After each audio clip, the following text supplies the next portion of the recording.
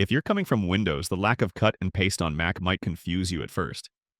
If I take this file and hit Command plus C and then Command plus V, I'm basically copy pasting and duplicating the file into a new location. One easy and obvious way to simply move the file is to drag and drop, but there's also a keyboard shortcut that allows you to cut and paste. Hit Command plus C to copy, or in this case, cut the file. Then navigate to your destination and hit Option, Command, and V to paste it. By holding down the Option key when pasting our file, your Mac will move the original instead of making a duplicate version. If you right-click a file, you'll see there's no option to cut a file from the context menu here. So if you want to cut and paste, you kind of have to know the keyboard shortcut. Another thing worth noting is that the keyboard shortcut I showed only works with files and folders.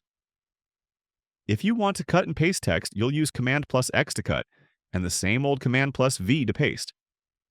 Don't ask me why this can't be the same for files and folders. Your guess is as good as mine. Think different and all that jazz, right? Anyways, hope that helps some of you Windows folks out there. Hit me up if you have any questions about macOS, and I hope to see you all in the next video.